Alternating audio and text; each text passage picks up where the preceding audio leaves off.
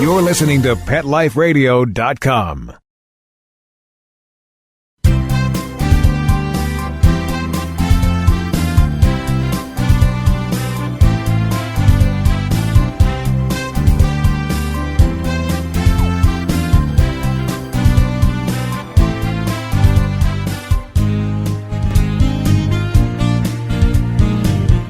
And good morning, case may be. You are here live with Dr. Jeff Werber, the host for the next 30 minutes on Ask the Vets with Dr. Jeff here on Pet Life Radio. And we are the only live call-in radio show here on Pet Life Radio, something we want you to take advantage of. So if you have any questions about your pets, I always have an agenda. We're talking about some different organ systems we're going through, and I think we're going to continue eyes today. But makes no difference. Any question you have, give us a call. You can call us live right here at 877-385-8882. You can log on if you're with us right now on the internet.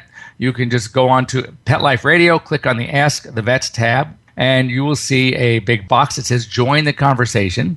And you can do just that, join in the conversation and start typing away. There's a big thing at the bottom there. And right now it's just me and Mark, our producer. We want more people on this chat. And then lastly, you can go send me a quick email, and it will be forwarded to me live as we speak to Dr. Jeff. That's Dr. Jeff at PetLifeRadio.com. And also, once again, want to thank our sponsors, because without them, we wouldn't be here. And those are Prosense Pet Products and Kong Veterinary Toys. As a matter of fact, anyone who calls in, anyone who types in a question, anyone who logs on and joins the conversation, sends me an email, and we answer your question live on air, we will send you out a free Prosense product and a Kong toy for your dog or cat. So just think, it's not just the answer, not just the information, not just the fun, but you also walk away with something kind of cool from Kong and Prosense. So we have, 2 weeks ago, we were live from the North American Veterinary Conference. Coming up soon,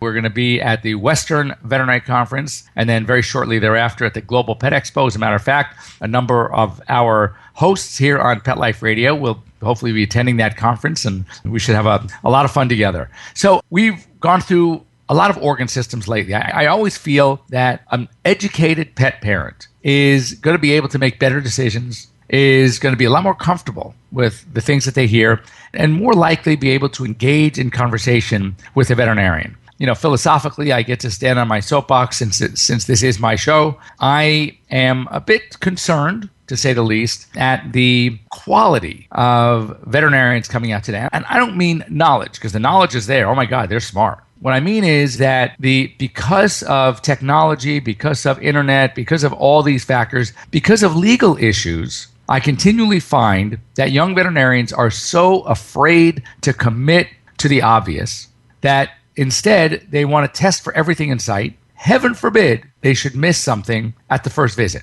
And that's really not the way doctors, and I mean human doctors as well, should be practicing medicine. To do a good job, it's to get that thorough history, do a good physical exam, and before you even go to technology, and by that I mean before you go to the ultrasound machine, before you go to the x-ray machine, before you go to the laboratory for all the blood and urinalysis, based on what you see in front of you, based on the physical exam, based on the history, how it came on, where the pet lives, I mean, all these factors, you should have a pretty darn good idea of what's going on. And then you get to pick and choose the appropriate tests to rule out those obvious things first. And then after that, you can go on to the B level and ultimately the C level. I mean, C with a ABC, not SEA. And what I'm saying is that, you know, little expressions that I find myself using every day. If it looks like a duck, walks like a duck, quacks like a duck, it's probably a duck. So rule out your duck first before you start looking for other things. And my favorite rule, I call it, my favorite rule is the KISS rule. And I don't mean some really great tongue for that really cute retriever. KISS meaning keep it simple, stupid. Stop looking for the hard things. Stop looking for the esoterics. Stop looking for that disease that the vet's going to probably see twice in his or her lifetime. And let's go with the obvious stuff. And lastly is the expression, and I've used it before. I know many of you that listen have heard me say it. Obviously, it can be appropriate to anywhere you live, but you'll get it when I talk about here in California. But if you're running along the beach in Malibu and you hear hoofbeats chasing you from behind, what are you thinking, horses or zebras? And the logical, obvious answer is horses. We don't see zebras running along the beach in Malibu, but we can see horses. So, doctor, I would say, why are you looking for those zebras? You haven't even ruled out your horses yet. And that's kind of where it boils down to. So I've been going through organ systems for those of you that may not have been joining us on Sunday mornings here. And we finished some of the endocrine conditions. Those are the glands. And we talked about thyroid. We talked about diabetes, both kinds. We talked about Addison's disease. So now I'm sort of starting in the head end, and we're going to go through some organ systems. And one that has always intrigued me, one that I often joke that had I not wanted to get into practice, had I not been older relatively to some of my classmates when I graduated veterinary school, I may have even considered this one as a specialty. Fortunately, I didn't, because I really, now hindsight, I love, as a GP, getting to do a little bit of everything. I don't get bored that way. It's very exciting. I get long-term relationship with my clients, which probably, for me in practice, the relationship I develop with my patients and my clients is probably my thrill. Whereas when you're a specialist, you work through that case. And once that case is solved, unless that client has other pets that end up needing that same specialty, you may not ever see them again. And to me, that wasn't what becoming a veterinarian was all about. But we started with eyes, and I really do like eyes. And I do a lot of, as a GP, I do a lot of eye work, actually. I find just talking to my associates and colleagues of mine, probably more than many do, just because I enjoy it so much. And a couple of weeks ago when we started, before we had our guest host talking about hospice and home euthanasia and being at the show, we had started talking about some of the eye diseases, and we mentioned glaucoma. And glaucoma, as you recall, is a condition where the eye pressures inside the eyeball itself get very high. There are two chambers in the eye. One is filled with a vitreous, and when the eye pressure, because of poor drainage between these two portions of the eye, start to fail, or because of certain diseases, the actual pressure in that eyeball, think of it as a thick-walled balloon, water balloon. You can fill it up with water and you can still push it, but you get to a point where you're so tight, you can barely push it, you can't indent it with your thumb anymore. And we need to, in a sense, deflate. You can ask, the Patriots and Tom Brady how to do that. But, we can deflate the globe, if you will, through medication, through surgery, and control the pressures. And ultimately, depending on the underlying cause and the success of the various treatments employed to try to reduce that pressure, whether it's through medication, surgery, cryosurgery, whatever, laser, those eyes, or that eye, the affected eye, often needs to be removed. Much more traumatic, by the way, for us than it is for the dog. As a little side note, I had a client come in the other day, and she had a little chihuahua that she adopted. She just felt so sorry for it. It was terribly abused. No one really knows why or where, but it ended up at the shelter, and both eyes had to be removed. Now, you would think that given a dog where both eyes had to be removed, meaning now we have a completely blind dog, that this dog would be sullen, mopey, maybe unfriendly, maybe fearful because it can't see what's approaching. Au contraire, this little chihuahua is the happiest, the sweetest thing. Love is being held, gives kisses. It is just unbelievable to me how things that seem to bother us so much, pets are so resonant. They rebound so well from these terrible situations. I was amazed. This dog, I've seen it a number of times now before. It's like now that it's getting used to its new home and is so well adapted, is even better, which I can't believe it's even better because it was so good to begin with. So on the subject of eyes, let's talk about some of the earlier conditions that we see. And these are conditions typically, if we see them early, what does that typically mean? Well, if you're seeing something very early, like in a puppy or a kitten, then there's a good chance that it's a congenital problem and something that they were born with. Maybe has a hereditary predisposition, as in some of the diseases that we see, maybe not. But something that we see early on. One of the things would be, for example, we'll see dogs that have aberrant lashes. And these are little teeny lashes that are normal in position, but they're growing the wrong way. And in other cases, we're seeing the little hair follicle went astray and is just putting out all these little hair follicles with lashes growing in every which direction. The problem there is that the lashes are growing and rubbing on the eyeballs. So we see these little dogs come in, squinting like crazy, very uncomfortable, often with corneal ulcers. These are abrasions. These are irritations on the eyeball because of the rubbing of the lashes. And what happens when a dog has this discomfort, this pain, this rubbing? Well, they start squinting. So now picture this. As they squint and those eyes shut, the lashes actually dig in even more. It's a huge, huge issue. Some fancy names, trichiasis, distichiasis. And what we need to do is those lashes either need to be removed, could be done through freezing them, like epilation, if you will. They have to be surgically removed. That's via what's called a lid splitting procedure, where the actual hair follicle, the entire lash and follicle, is removed. Electrolysis could be done. I'm sure many of you know or maybe have had that done before. So we have to destroy those lashes and at the same time, sometimes temporarily, evert the lids. So that means pull the lids going backwards in the opposite direction so those lashes don't continually rub on the eyeball. The good news is it's very fixable. And once fixed, oh my God, the difference that you see in these pets that have had problems with their lids is dramatic. Now, while on the subject of lids, let's talk about another very, very common problem that we see. Certain breeds more than others. We'll see it often in Chow Chows, Shar-Peis. I'm giving you a hint. We see it in Rottweilers. The truth is, we could see it in any dog, but in a much higher predisposition, and that is called entropion. Entropion literally means an inward rolling of the eyelid. So even though the lashes are normal, the hair at the lids are normal, because of the inward rolling, we continually, again, have hair that's rubbing directly on the eyeball. And it's very interesting. Dogs don't seem to be as bothered, initially anyway, by having something in their eye. How crazy do we get when we have a lash in our eye? Or a little dust particle? Or for any of you that wear contacts and get that little minute little dust particle under the lens, you're tearing. It's painful. It's irritating. Meanwhile, we have dogs that'll stick their head out of clothes going 60 miles an hour and are totally fine. Or I'm continually looking in a dog's eye and I'm seeing all this crud, or I'm seeing something that doesn't belong there. They seem fine. But once the abrasive action on the cornea has done its damage, and I'll explain why just a minute when we come back from our break, that's when we start seeing the problem.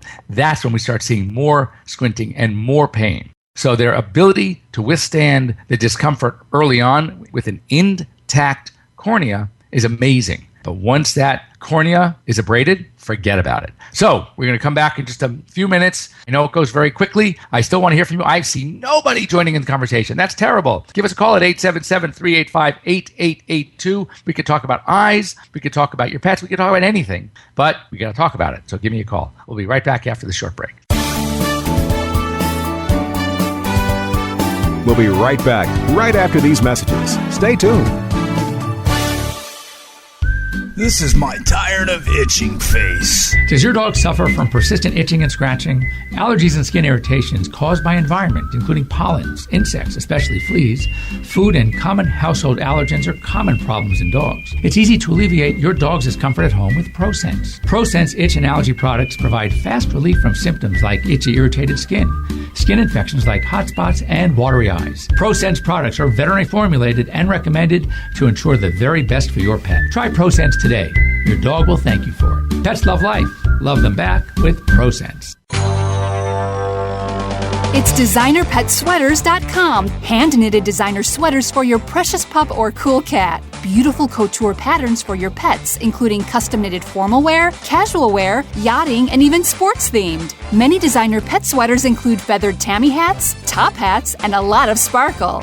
Each sweater includes leg loops, front paw sleeves, and leash opening. Visit designerpetsweaters.com to order your four-legged fashions today. Your pets will stay warm for the winter and be runway ready. Large or small, we fit them all. designerpetsweaters.com. Hi, I'm Dana Humphrey, also known as the Pet Lady. I travel from coast to coast to pet trade shows and consumer events to scout out what the hottest, hippest, and most unique pet products are on the planet, bringing you tips and tricks from top veterinarians, groomers, trainers on how to safely travel and live happily with your pets. The Pet Lady will be in a city near you, showing off the latest and greatest tech pet gadgets, cozy comforts, and fab gift ideas for man's and woman's best friend. You can learn more at thepetlady.net or connect socially and tweet with me at PetLadyWorld.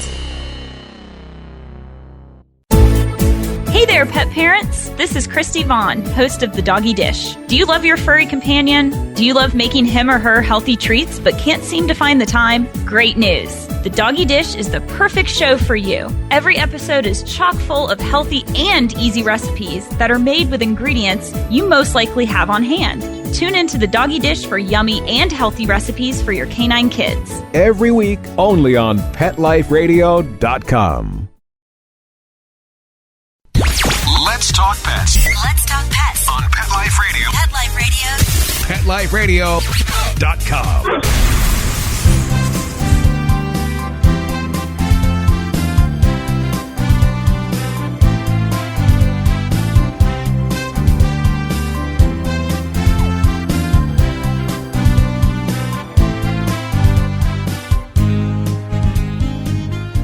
And welcome back. You are live with Dr. Jeff Werber here in my home studio in gorgeous Los Angeles, California. Hope wherever you are braving either cold winter or maybe lucky like me in a nice sunny day.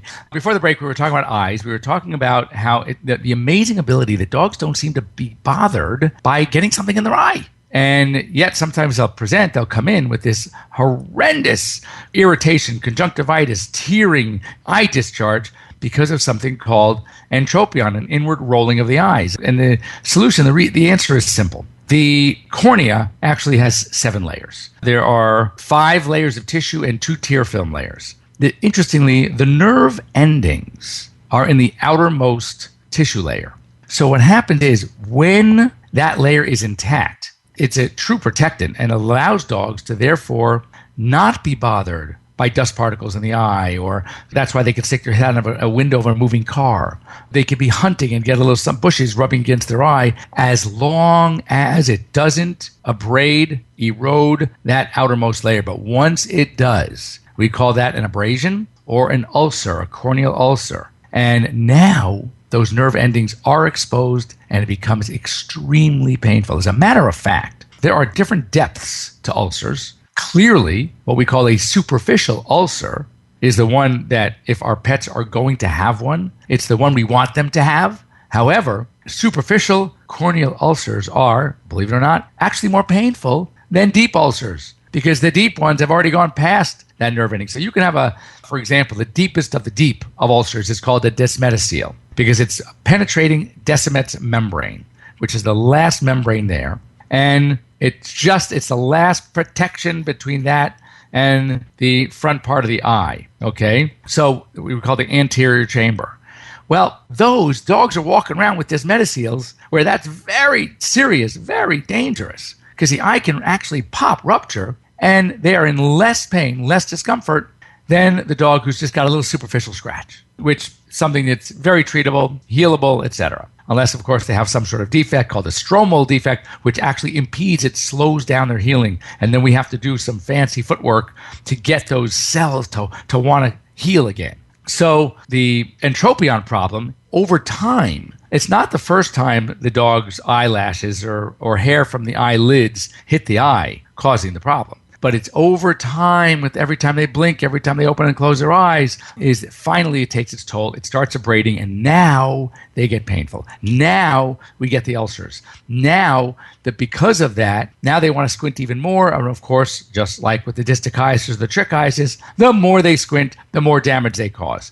And it's a vicious cycle. So we need to fix these eyes. Now, sometimes I'll see these dogs, Shar-Pei puppies, Chow Chow puppies, Rottie puppies that have already some degree of entropion, and yet you don't want to fix those permanently because we need to wait until these dogs stop growing. Because picture this, in order to fix the inward rolling, okay, we need to kind of bring those lids back. But as a dog grows, picture the Shar-Pei is a perfect example, into their face, things are going to kind of tighten up on their own. Well, if you fix or you have the lids fixed as a puppy, where you now made the lids perfect, and then that dog continues to grow into their face, now we have the opposite of entropion.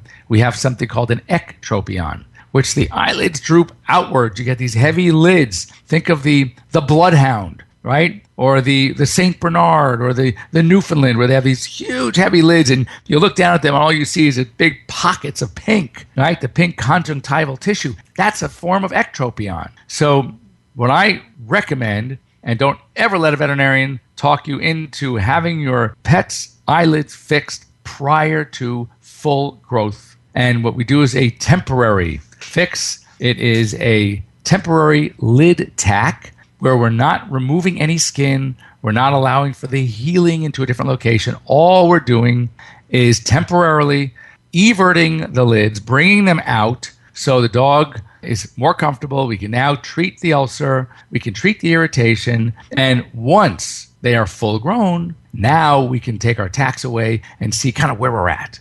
And it's amazing how many dogs, after being tacked and then complete their growth, never need surgery anyway. So be very, very, very cautious about that. But so entropion, ectropion, those are eyelid issues. And speaking of premature surgery or inappropriate surgery, this brings me to another very, very common problem. Again, very breed related, something we'll probably see more in the Cocker Spaniel, the English Bulldog, the Lhasa, the Shih Tzu. And many of you that know eyes or have had these breeds, you might be thinking to yourself already, oh, I got it, I know it. And that is called a prolapsed gland of the third eyelid. But we all call it the lay term, even veterinarians call it the lay term, and that is cherry eye. And if I were to ask you, and if I could see your hands going up, how many of you have heard of cherry eye? How many of you have had pets that have had cherry eye? I can just see it already, all these hands going up. Yeah. And it's a very common problem. It is so common that I have, back when Cocker Spaniels were even more popular than they are now, I would go sometimes through, in a week, see 5, 6, 7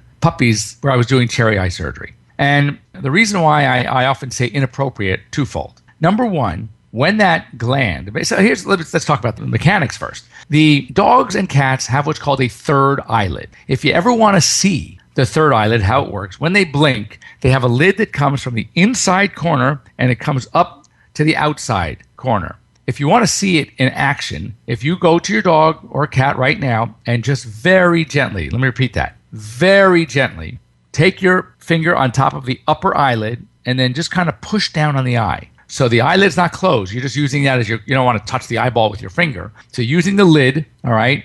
And as you push that eyeball in just a little, you're going to see that lid, that flap come up. And it's an extra protective mechanism. It's that mechanism that has protected the eyes from getting all the scratches for the animals that are going through thick brush, animals that are playing with each other. It's that extra protective lid. Well, on the inside of that lid is a gland called a gland of the third eyelid, or the nictitating membrane, the nictitans. And this gland is a lymphoid type follicular gland, and like many others, it's very reactive. So when a dog has an irritation, when a dog has, for example, any problem, that gland gets very large and it gets very red and follicular, very bumpy. Well, in some of these dogs, it actually gets so big, it pops out, it prolapses, and we call that a prolapsed gland of the third eyelid or cherry eye. And I mean, when I started practicing, was working for my ex-boss, the treatment back then was to remove it. And they did fine. They do totally fine post-surgically. But there's a problem. We've learned that this gland has more function than just a protective gland, just a reactive gland, all right? It also provides an accessory tear supply. Now, when you have these young dogs, their tear glands are working just fine. So they don't need accessory, they don't need extra. But when the dogs get older and their tear glands start to dry up a little bit, if you will, now they need the extra tears produced by that nictitans, that nictitating membrane gland, the third eyelid gland, the cherry eye. And if you removed it when they were puppies, guess what? Now these dogs, as they get older, don't have enough tears and get a condition called KCS, keratoconjunctivitis sicca, sicca meaning dry, also known as dry eye. And that one, ladies and gentlemen, that is a tough one to deal with. So we have learned that we cannot remove that gland. We actually have to come up with a way to tuck it, or depending on the ability to blink and keep it moist, it's all aesthetic. That gland can stay out there as long as when dogs blink, that they cover it with tears, it stays moist, it stays nice and pink and smooth. It doesn't need to be fixed, but cosmetically, let's face it, most of us want to have this gland fixed. So we are at that time. Time flies by when you're having a good time. So next week when we come back, we're going to talk about the techniques, the importance of actually not removing that gland, and also the non-emergency nature of this problem. And I'm going to tell you a very interesting story that happened to one of my patients with Cherry Eye and an emergency clinic. So anyway, thanks for joining me. I want to once again thank our sponsors, Prosense Pet Products, Kong. If you want to get a hold of me during the week, if you're embarrassed, if you're shy, or if there's a subject matter that you just want some help with, go ahead and send me an email to drjeff, that's Dr. Jeff, at PetLifeRadio.com. We'll talk about it. I will hopefully educate you, ease your mind, whatever I can do to at least make you more aware and understanding of whatever problem you're having. Or if you get the courage, next week, join us, log on to the show at PetLifeRadio.com. Ask the Vets with Dr. Jeff, or give us a call, 877-385-8882. Have a wonderful week, and we'll see you next Sunday. Let's Talk Pets, every week on demand, only on PetLifeRadio.com.